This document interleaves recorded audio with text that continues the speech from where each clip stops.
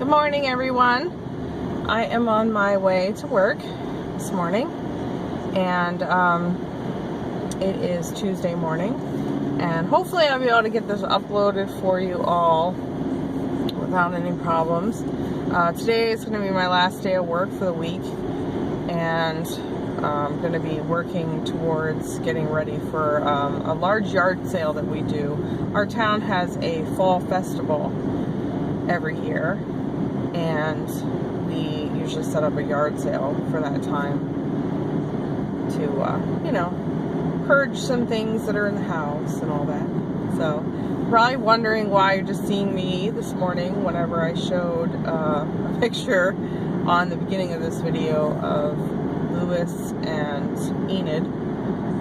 I just wanted to share in some way a photo of them. I got them dressed this morning for Halloween. Well, Lewis is ready for Halloween. I don't know, Enid might change her options depending on what I end up finding or digging up. But as of now, that's what she has on. But she's been in that outfit before, and you've seen the little Kermit the Frog outfit before. I had two of those outfits, and I gifted one to a friend, and the other one I kept in my collection of clothes.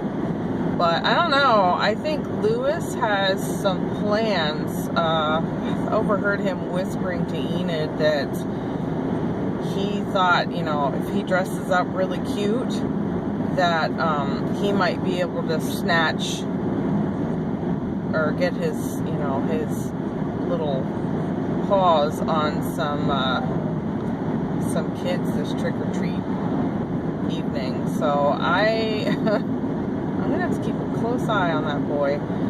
He did really well for Easter last year, whenever he, was just looking for eggs and everything, and he was really good. But I don't know, he's starting to get that thirst, I think, for human flesh. So I don't know. I'm gonna have to keep an eye on him. And Enid, I don't know, she's still just the sweetest little thing. Yes, she drinks blood and everything, but she doesn't seem to plot anything as of now. But I might have to separate them, because Lewis might be a bad influence on her. So, it's what you get when you have monster babies. They can be just as mischievous as real infants. Maybe even worse to some degree. So, anyway, I didn't know how else to share their photo of them in their cute little outfits, so I thought I would put it at the beginning of the video. So that's why you saw that there. And I'm in orange today, so I'm kind of like Halloween-y. It sort of goes, right? So today is day 2 of our interviews. We are interviewing for an emerging technology support specialist or coordinator. It's either specialist, coordinator. I think it might be coordinator, actually, because it's higher grade. So I'm a part of a hiring committee that is looking for the perfect candidate to fill that role. And we hired, tongue-tied. We interviewed 2 folks already, and we'll have 2 interviews today. And then after that, we need to make a decision on what we want to do. And yeah, it'll be up to HR to contact them with offers. The person that is selected. And then, if they accept, then our work is done. Well, not really. Then the training begins, but for the most part, I'm not going to be too involved in that. Even though this individual will live in my library, they report to another manager altogether. So it's kind of a little strange, but there was a need to have this person housed in in our building or another branch library, because that is primarily going to be their focus, is that they will support our IT needs in the branches.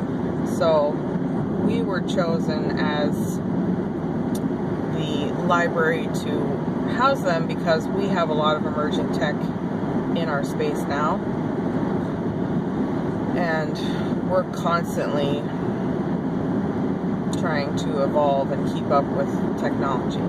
And since I lost a full-time member of my staff, and as of now I'm not going to get that person back, this person is going to fill a lot of those roles that the person I lost had done, and then some. So it's gonna be a good thing.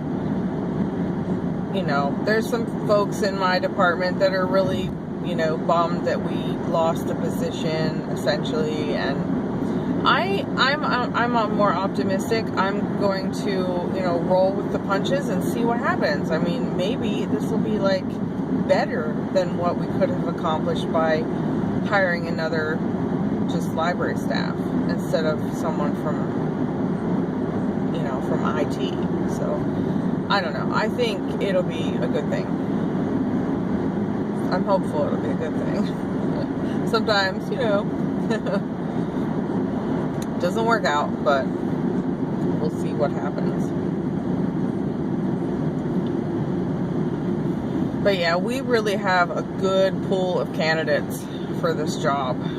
It is kind of amazing the amount of talent that we have reached out to and pulled in. We didn't even really have a sense of what sort of, pool of people we would get.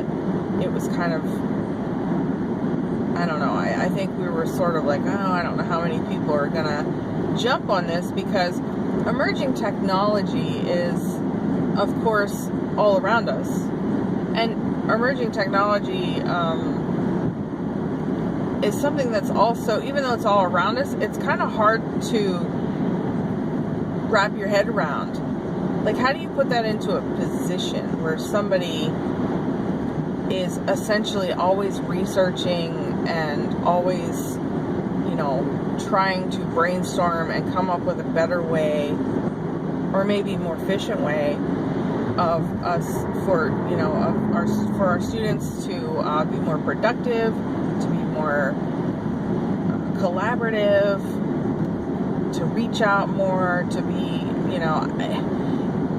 to me it's overwhelming. But to someone with that sort of expertise and interests, I think they would do fine. But there's also the component of when new technology comes out, a lot of times it is set at a really high price, so it's kind of hard to play with stuff if you don't have the funding to back it up. And they have a pretty decent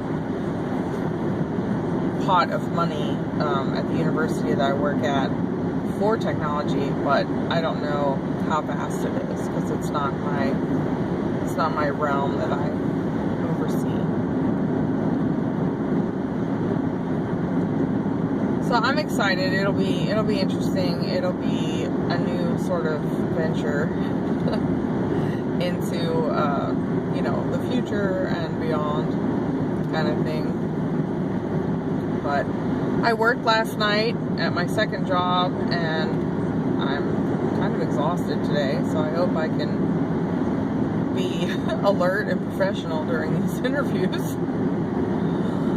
You know how that goes when you're tired. It's like, you're not performing as up to speed like you normally do. But I don't know if the place I work at Sheetz, I don't know if they're really short-staffed, or if there's just a lot going on where people are calling off, or illnesses going around. It's just, we've been extremely short-staffed for the last few weeks, and one of those reasons was me, because I hurt my back, so I caused them to be short-staffed for a week. And you know, there's just other folks that are calling off all the time, so I don't know what's going on there, but it makes it harder on the people that are working, because if you ever worked in a fast place or a fast-paced environment, and you know, you have all the pieces put in place, and then all of a sudden one of those cogs in the wheel kind of isn't there, the whole apparatus doesn't work very well, because you don't have, you gotta work twice or 3 times as hard to try and achieve the same outcome. But in that time, there's stress, and there's mistakes get made. You know, it just doesn't work out real well. So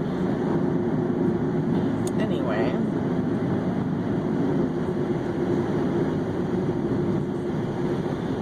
somebody pulled out, like, almost in front of someone else coming the opposite direction. I don't know if they didn't see them or what, but that could have been a nice accident this morning. Gosh, you gotta love these people that drive on the road. I think I wish I could just hydroplane or fly to work. Then share the road with most of these idiots that are on here today, you know, these days.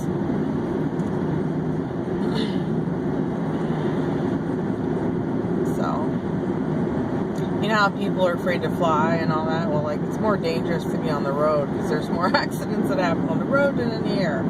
So, excuse me, so sorry.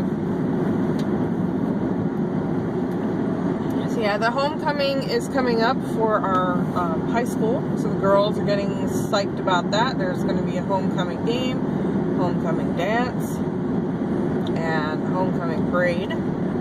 So all of that is happening this week, and the festival too. So I'm glad I'm taking some days off, because my back still isn't completely perfect. I've got an ache going on back there, and it sort of feels a little bit towards my right hip too. It's not stagnant in my hip, it just kind of travels in there sometimes, depending on how I move and sleep and stuff like that. So,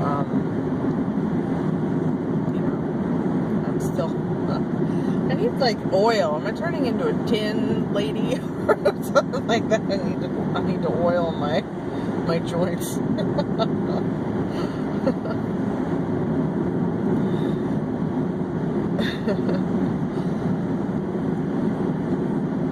But so anyway, my husband is working a lot of overtime. Instead of getting a part-time job like I've done, he's just pretty much not unlimited, but a lot of overtime is available where he works. So he makes way more money working overtime at his job than he would just sticking to 40 hours a week and then getting a part-time job. So it makes sense to just work overtime at his job. And of course, I'm in a situation where overtime is not an option because I'm exempt. So I already work overtime without getting paid extra. Well, supposedly the extra is in my salary. But I've been getting pretty good. Like with my part-time job, I've been getting pretty good at leaving on time and, you know, getting to work on time. I mean, it's been pretty good. I mean, I've been doing pretty well with that. I think it's just a trade-off, though. I think instead of me volunteering my time at my job, my full-time job, I'm now getting paid for the hours that I work extra. So I work between 12 and 16 hours a week at my part-time job.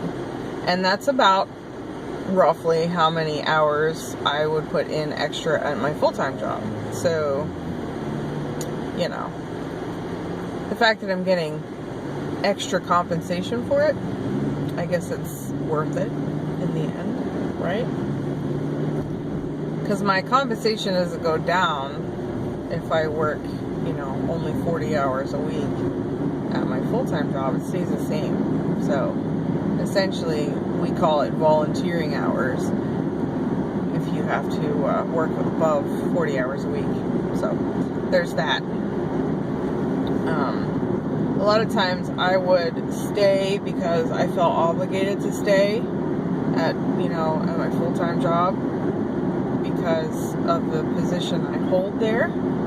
And I don't know, I guess I came to realize that it's not necessary. I was doing things that could wait till the next day.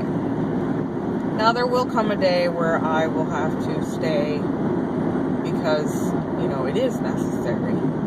And if that affects my part-time job, then it does. I mean, my full-time job, of course, is always going to be top priority when it comes to working. So, you know, if I have to call off on a part-time for the part-time job because of the full-time, then I do. I mean, even though I just got done talking about how we're so short-staffed, it's just But when I left last night, 3 of us left Sheetz at 10 p.m. and there were only 2 people there to run the whole store last night. Now you got to take into consideration that that's going into the overnight, so it might not get as busy overnight.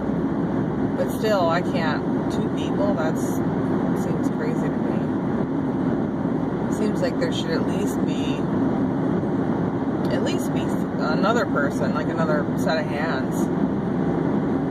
But I don't know.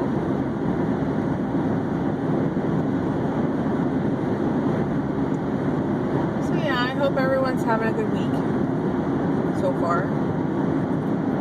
And I don't know, I'll let you guys know how we made out at the festival. It might rain and we don't do it at all.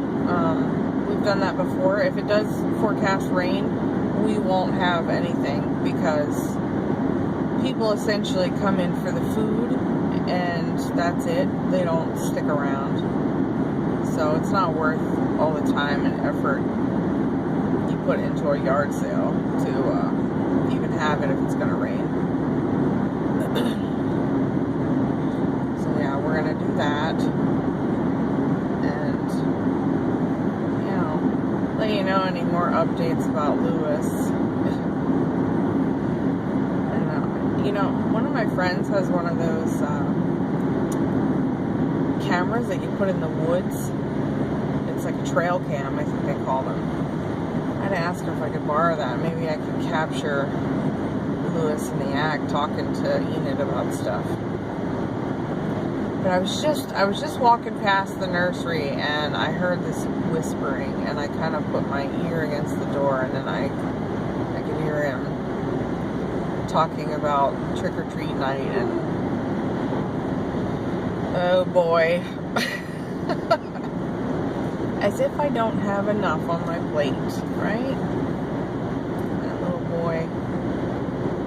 He's so cute, I just love him to death though. Alright everyone, I'll let you go. I've been rambling for long enough. And I hope everyone has a great week. And until next time, I will see you in my next video. Or you'll see a baby, hopefully. But either way, I'll be back again. Have a great one, guys. Bye-bye.